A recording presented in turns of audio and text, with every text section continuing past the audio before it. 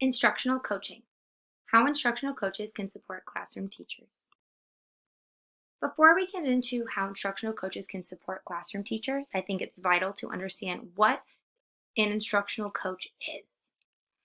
An instructional coach is an educational leader who works in a school or district to support teachers in reaching their goals. Effective instructional coaches serve as thought partners, building relationships based on trust and mutual respect, and providing reflective, inquiry-oriented feedback rather than making judgments. An instructional coach is a resource provider, data coach, curriculum and instructional specialist, mentor, classroom supporter, learning facilitator, school leader, and most importantly, a catalyst for change. An instructional coach is not another member of administration, testing coordinator, behavior or academic interventionist, PLC facilitator, or a building substitute. We're going to take a look at a specific instructional coaching process that is derived from everyday instructional coaching, 7 daily drivers to support teacher effectiveness. This article was published by Lang in 2018 and outlines a 7-step coaching process to implement in your school. This is just one process, but the foundational concepts are very similar to that of other research that I have conducted. The first step in this specific process is collaboration. Coaches can establish a diverse, inclusive, purposeful, and collaborative community when they take the temperature of the school climate and invite people who have differing views to the table. Collaboration is the foundational step in this process, and in my perspective, is the most important. The second step in this process is transparency. Coaches are able to create trusting, positive, and sharing environments when they are transparent about their intentions, goals, and even their flaws and mistakes in teaching. You have to be personable with the people that you are working with, so to remain transparent with your intentions and goals will allow you to have a very honest relationship with that teacher that you are working with. The third step in this coaching process is inquiry. This process encourages coaches to help teachers learn, not by telling them what to do, but by asking questions and promoting inquiry. This deeper level of reflection will allow teachers and coaches to work hand in hand so they are supporting one another. The fourth step in this process is discourse.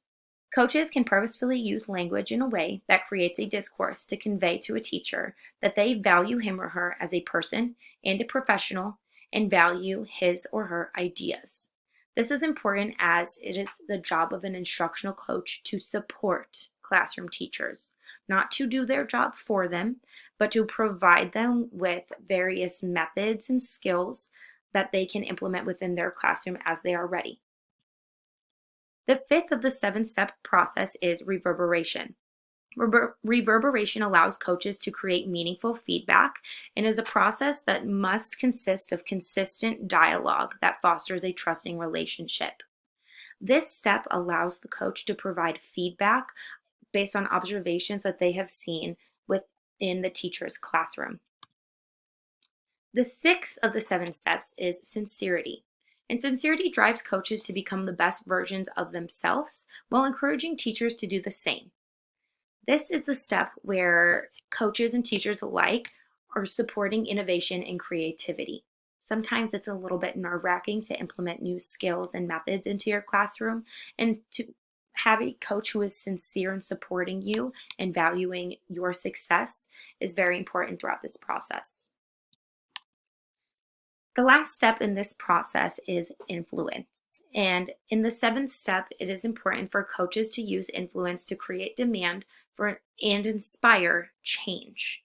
This is where the coach must do their best to force teachers out of their comfort zone. We grow when we're a little bit uncomfortable, and teachers must influence and create change by inspiring their classroom teachers to implement new methods and strategies to better themselves as teachers.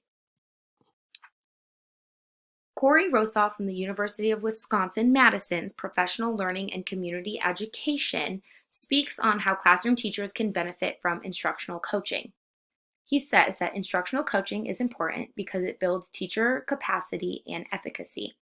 Coaches and teachers engage in asset-based conversations focused on student learning rather than on fixing teachers. These teacher-coach relationships promote positive school climate and culture, which are essential for both student and teacher success.